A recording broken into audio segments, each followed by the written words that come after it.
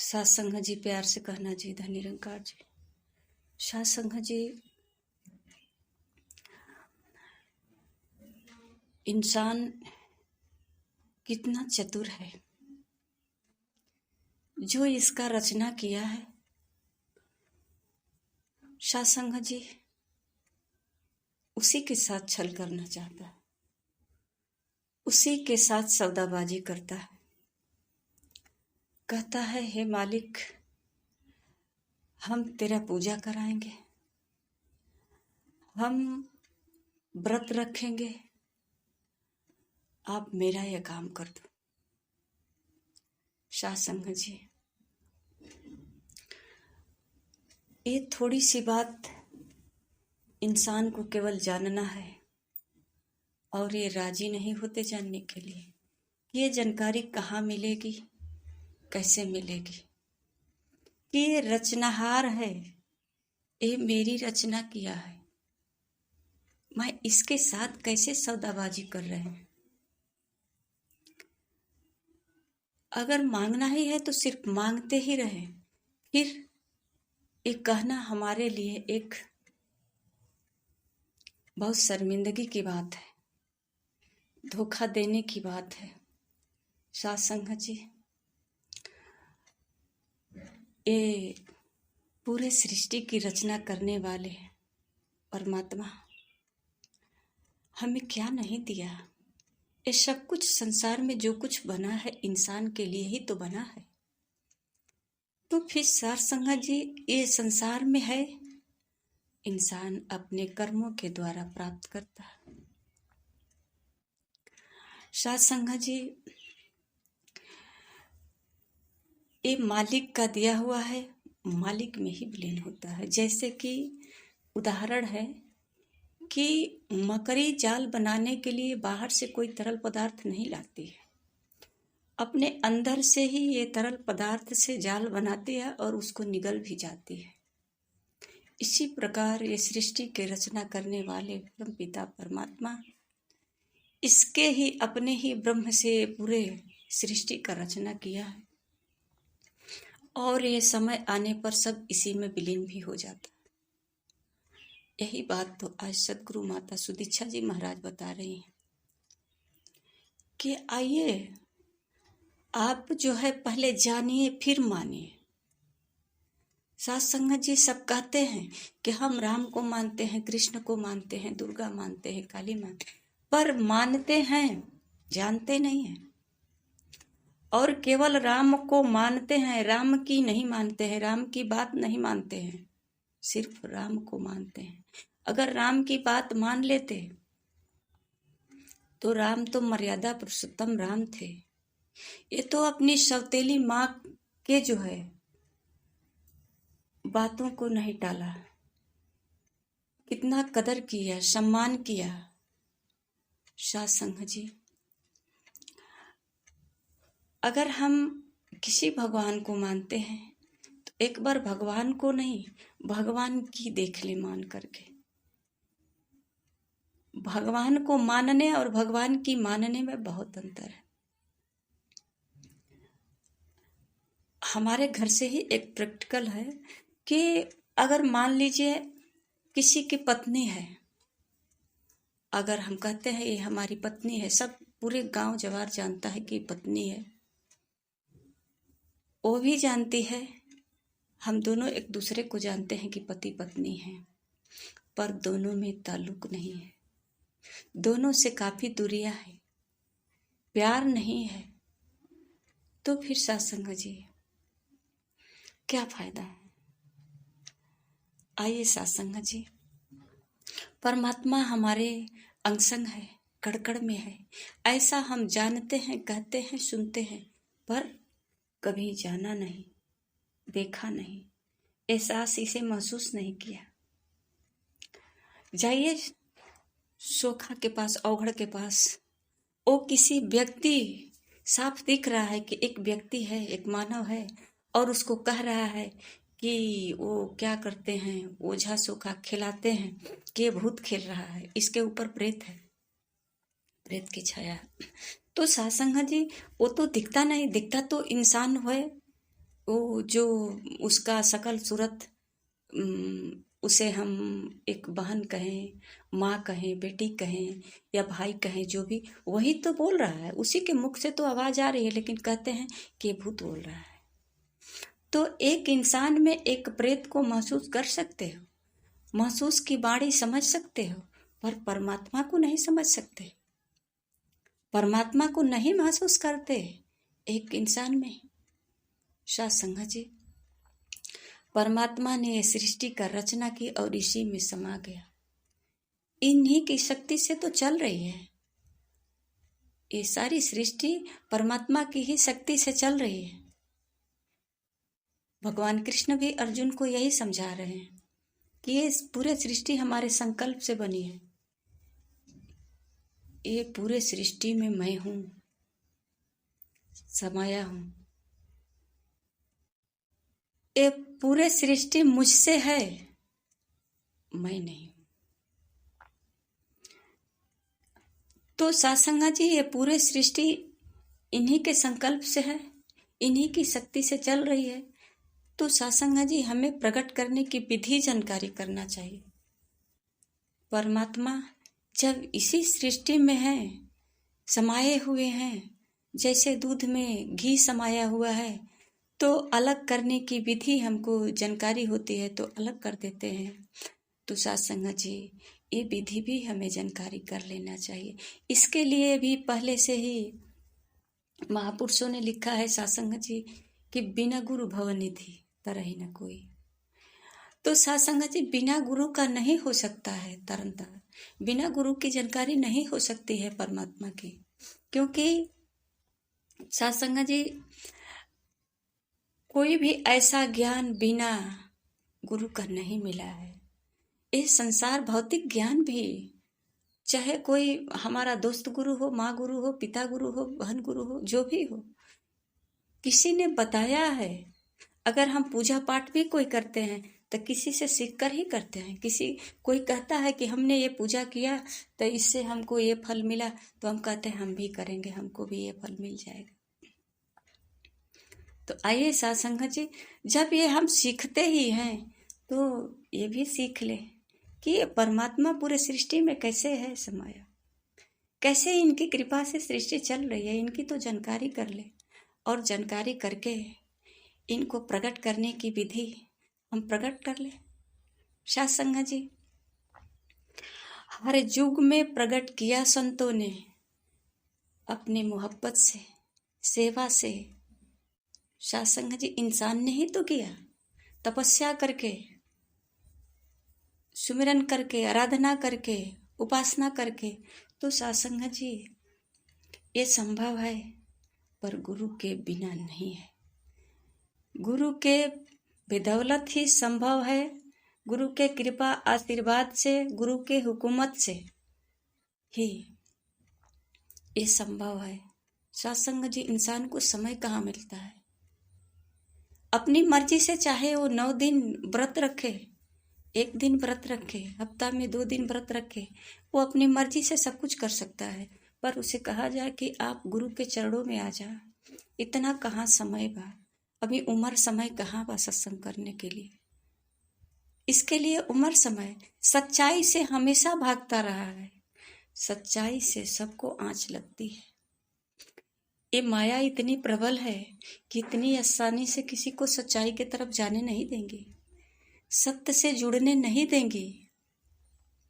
ये हमारे पूर्व जन्मों का कर्म है, जो थोड़ी बहुत कुछ पुण्य होगी, आज मानव जन्म मिला है। और सत्संग जी, अगर ये बारी चली गई तो फिर पता नहीं कब ये अवसर मिलेगा। इसीलिए तो हमारे सदगुरु बाबा हरदेव सिंह जी महाराज हर समय कहते रहे, उठ जाग मुसाफिर भोर भय, अब रैन कहाँ जो सोते हो। उठ जाग जा, अब सवेरा हो गया है, तू मानव जीवन लेकर आ गया है, इसी में तू अपना कर्म कर ले, जिस कर्म के लिए आए हो, जिस उद्देश्य से आए हो, इसी में करना है, यही वक्त है। और ये सोकर बिता दोगे तो फिर क्या होगा, फिर 84 लाख का चक्कर काटोगे, फिर कब ये बारी आएगी, नहीं आएगी। हे मानव, उठ जाग मुसाफिर। साध संगत जी किसको कह रहे हैं? इस शरीर को जगा रहे हैं। आज कितनी उल्टी दुनिया हो गई है। आज दुनिया कहती है जाग जा महादेव जी, जाग जा। हे प्रभु जाग जा, हमरा प्रति आप सो गए हो। प्रभु हमरा प्रति आप सो गए हैं, आपकी कृपा हमारे ऊपर नहीं है। मानव कभी एक बार विचार नहीं करता कि कहीं हम तो नहीं सो गए, कहीं हम सपन तो नहीं देख रहे हैं। अच्छा अच्छा ख्वाब सपन में ही आता है, जगह भी ख्वाब देख लेते हैं। तो सासंगा जी विचार करे, कहीं ये मेरा ख्वाब तो नहीं है, कहीं जो कुछ भी मैं कर रहा हूं एक ख्वाब में तो नहीं कर रहा हूं। सासंगा जी अगर एक व्यक्ति जो है अपने शरीर से बहुत परिश्रम कर रहा है, बिना किसी से कुछ पूछे कहे जांचे किसी के खेत में पूरे दिन काम कर रहा है, तो क्या सोचेगा? मजदूरी मिलेगा या उसको देना चाहिए? अरे उसको जरूरत पड़े मजदूर का तब तो आपको मजदूरी पे रखेगा और मजदूरी देगा। सत्संग जी ये सब बिना जो है हम अपनी मर्जी से कुछ भी कर सकते हैं, ये हमारी मर्जी है, हम कुछ भी बोल सकते हैं। इंसान जो है कितना चतुर है। अभी जो है कहता है राम राम राम राम, हाथ में माला है, नजरों में जो है देखिए कितनी ये संसार की नजरें देख रही है और माला हाथ में है। और सत्संगा जी कानों में आवाज आ रही है, इस संसार की नजरे से संसार दिख रहा है। कभी कभी तो ऐसा होता है कि माला फेरते समय भी हम कुछ कह जाते हैं। अगरबत्ती दिखाते समय एक हमारी बहन जी हैं, शिव चर्चा कराती हैं, वो अगरबत्ती दिखाती हैं, कहती हैं आइए बढ़ जाइए। आरती दिखाती हैं, कहती हैं कि ये काम यहाँ छूटा है, ये काम वहाँ छूटा है। दासी तो कितनी बार कह चुकी है कि आप जो करती हैं उसमें कुछ समय के लिए अपना ध्यान लगाइए। अगर आरती ही दिखाती हैं, अगरबत्ती ही दिखाती हैं, तो कुछ समय के लिए अपना ध्यान भगवान के तरफ लगाइए। चाहे जिस भगवान को दिखा रही हैं आप उस भगवान के तरफ अपना ध्यान तो कर लीजिए।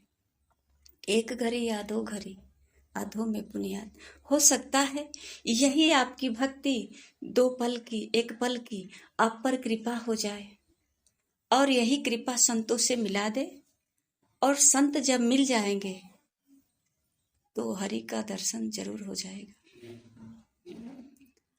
हरि का दर्शन जरूर हो जाएगा। सत्संग जी, सत्संग जी जब हरि के दर्शन हो जाएगा तब पता चलेगा कि ये पूरे सृष्टि का मालिक है और सत्संग जी ये मेरे पास है। तो अब मैं निर्धन कहाँ हूँ, पूरे सृष्टि तो हमारे पास है।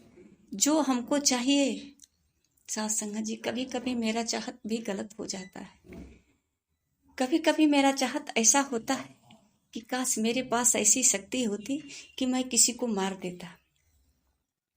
पर सत्संग जी महापुरुष बताते हैं कि जस अपजस, हानि लाभ और जन्म मृत्यु, इच्छा चीजें परमात्मा के हाथ में, हमारे बस की बात नहीं है। तो हमारी चाहत गलत हुई ना। हम चाहते हैं कि कोई फलाना व्यक्ति, उससे हमारा बैर है, एक कम मर जाता, तो हमारा चाहत गलत हुआ ना।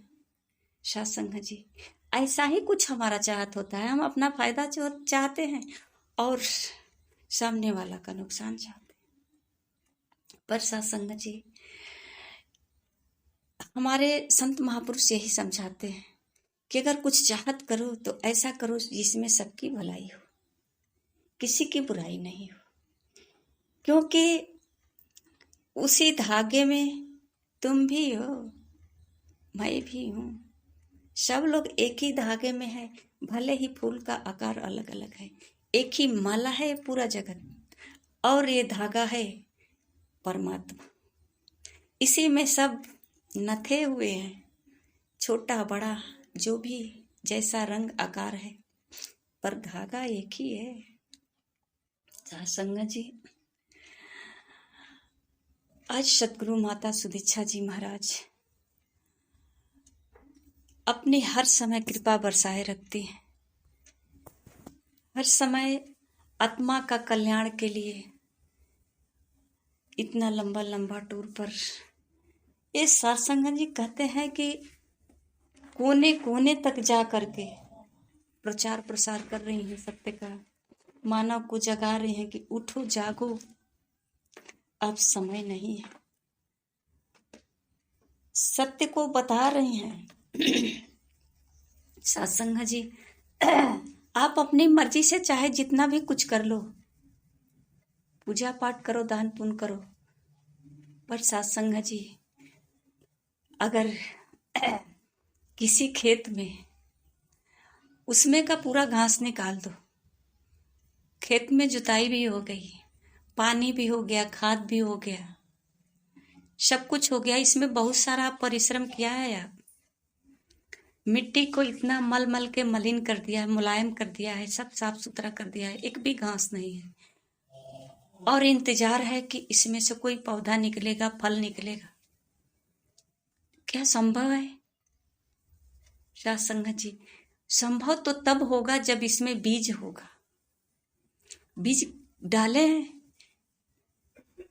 चना, गेहूं, मकई, अरहर, जो भी हो, इसमें बीज डाले हैं जी नहीं, तो फिर एक हाथ पानी सब बेकार गया। अब तो कुछ फल निकल नहीं सकता है। अब वही फल निकलेगा जो आपके कामयाब नहीं होगा। आप समझ नहीं पाएंगे कि ये किस घास का फल है, ये हमारे किस उपयोगी में है। और जब आप बीज लगाए हो तो आपको पता है कि ये हमारे उपयोग का। आइए सत्संग जी, जब परमात्मा रूपी इस सतगुरु से ज्ञान रूपी बीज आपके दिल में पड़ा ही नहीं, तो फिर ये कर्म जो कर रहे हो संसार में, एक किस रूप में प्रकट होगा आपको पता है? किस रूप में? आपके न्याय के रूप में ही प्रकट होगा, पर आपका जो है उससे न्याय नहीं होगा, आपका उससे दुख प्रकट होगा, क्योंकि आपका सोच कुछ और है। आपने ये व्रत रखा है कुछ पाने के लिए, और उस पाने में कुछ समय है। अगर वो नहीं हुआ तो आप कहेंगे ये सब कठिनाई है, ये करना बेकार है, इतना सब कुछ तो किया फिर भी नहीं, कोई फल नहीं मिला। पर सत्संग जी अगर ये सतगुरु के दरबार में आकर जानकारी कर लेंगे कि ये धीरज, संयम, समदृष्टि इस संत जनों का गहना है। जो संत बनता है ना, जो भगवान की भक्ति करता है ना, इसे ये 3 चीज धारण करना होता है। सोनार अपना सोना भट्टी में डालता है तो वो धीरज रखता है कि ये निखर कर सोना आएगा। और सत्संग जी संत महापुरुष संयम रखते हैं। जो कोठे पे जाता है वो भक्ति नहीं करता है, जो भक्ति करता है वो कोठे पर नहीं जाता है, संयम रखता है। अगर चाहे दोनों, तो सत्संग जी संत महापुरुष हमेशा हमेशा जो है धीरज, संयम, समदृष्टि रखा है। इस समदृष्टि सब में, जैसा कि आप कितनी बार सुने हैं, सिया राम मैं सब जग जाने, करो प्रणाम जोर जुग पानी, इस सबका प्रणाम करते हैं, सब में परमात्मा का एहसास करते हैं। ऐसा गुरु ने ज्ञान दिया है, ऐसा परमात्मा ने कृपा किया है, चमत्कार किया है, सब में जो है ब्रह्म का साक्षात्कार कराया है, पूरे सृष्टि में अपने स्वरूप का दर्शन कराया है। तो आइए सत्संग जी, हम ये मानव जीवन में ही गुरु के चरणों में आकर दंडवत प्रणाम करके तत्व रूपी परमात्मा का एक बार ज्ञान प्राप्त कर ले। ये परमात्मा को तत्व रूप से जान ले। ये बात भगवान कृष्ण भी अर्जुन को समझा रहे हैं कि मैं किसी पत्थर में नहीं, पत्थर में हूं पर पत्थर नहीं हूं। मैं जड़ जीव मानव सब में हूं पर सब नहीं हूं। इंसान में हूं पर इंसान नहीं हूँ। तो सत्संग जी, इस बात की जानकारी, इस बात की पुष्टि सिर्फ सतगुरु से ही हो सकता है। आइए सत्संग जी, क्या हर्ज है एक बार सतगुरु के चरणों में बैठने से। सत्संग जी, एक भाई साहब बोल रहे थे कि बागेश्वर धाम जा रहे हैं सब लोग। बागेश्वर धाम की बहुत बड़ी कृपा है। एक व्यक्ति ने दारू पीना छोड़ दिया, हम लोग भी जा रहे हैं। सच में वहां तो चमत्कार हो ही रहा है। सत्संग जी, अगर ऐसा लगता है कि ये दारू पीना सही नहीं है, सोचिए, पर ये हमारे पास सोचने के लिए माइंड कहाँ है कि अगर बागेश्वर धाम जाने से हमारा दारू छूट जाता है और दारू छूटना मेरे लिए लाभदायक है। जो व्यक्ति छोड़ दिया वही कह रहा है कि हमने दारू छोड़ दिया, बिल्कुल संत हो गए, मेरा कारोबार भी अच्छा चल रहा है और मैं सुबह उठकर नहा धो करके हनुमान चालीसा का पाठ करता। काश ये बात तू पहले ही समझ लेता और किसी से जान लेता कि भैया तू क्यों नहीं दारू पीते हो, क्या तेरे पास पैसा नहीं है, क्यों तू दूध पीता है, कि तू फल खाता है, तू भी तो दारू पी। पर सत्संग जी, इतना समझने के लिए हमारे पास शक्ति नहीं है। किसी गुरु के पास जाना पड़ता है और गुरु के माध्यम से गुरु की बात हम मान लेते हैं, तब तो हमारे जीवन में कल्याण हो जाता है। गुरु के पास जाना और गुरु वाले बन जाना काफी नहीं है। गुरु के आदेश उपदेश का पालन करना हमारे जीवन के लिए लाभदायक है। सत्संग जी, डॉक्टर हमारा दोस्त है, डॉक्टर के बेटा है, तो क्या बीमारी भग जाएगी? बीमारी हमारे पास नहीं आएगी, आएगी।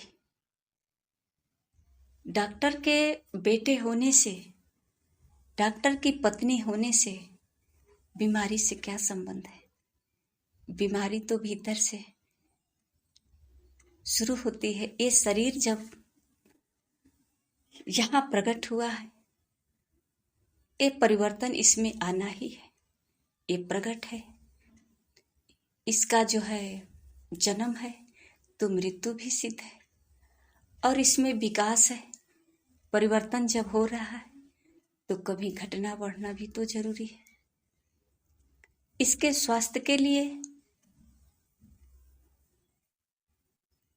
डॉक्टर के साथ रहना और डॉक्टर की बातों को मानना दोनों जरूरी है। सत्संग जी, आइए एक बार फिर दासी यही प्रार्थना करती है कि अगर आप ज्ञान नहीं लिए हो तो सतगुरु के चरणों में आकर ज्ञान प्राप्त कर लो। परमात्मा आपके भीतर है, बाहर नहीं। बाहर भीतर सब जगह व्याप्त है। इसकी जानकारी कर लो, इसे देख लो, महसूस कर लो, फिर इसके बाद गाओ, बजाओ, नाचो, झूमो, फल खिलाओ या खुद खाओ, ये तेरी मर्जी। सत्संग जी, जब इसका एहसास करते हैं ना, इसका ओट पकड़ लेते हैं, तेरी ओट सहारा तेरा तन मन गोल घुमावा, एक ज्ञानी जन करते हैं जो सतगुरु के चरणों में आ जाता है, उस सतगुरु का ओट पकड़ लेता है और सत्संग जी कहता है, जैसा तू चाहे वैसा बना दे, जो तू चाहे यही कर, ये तेरी मर्जी है और तेरे रजा में राजी हो जाऊं, ये मुझ पर हर समय कृपा बनाए रखना, बख्शिश करना कि ये जीवन ऐसा से सबकी भलाई करते, सबका परोपकार करते और सत्संग जी संत महापुरुषों के चरणों में ही ये जीवन बीते, ऐसा मांगते हैं। जानते हैं कि जो चीज दुर्लभ है इसी को मांगा जा सकता है, कमाया नहीं। सत्संग जी, हम कहते हैं हम धन कमाया है, कभी पुण्य कमा ले तो फिर इसका फैक्ट्री कहाँ है जो कमाएंगे, इसकी भी तो जानकारी कर लेना चाहिए। सत्संग जी, ये तो पहले हमारे पूर्व जन्मों का पुण्य है जो आज मानव जीवन मिला है। एक और पुण्य कर ले, अपने मानव जीवन का पहचान कर ले, क्यों मिला है, कौन है, क्या करना है, और अपने मानव जीवन को सार्थक कर ले। सत्संग जी प्यार से कहना। धन्य निरंकार जी।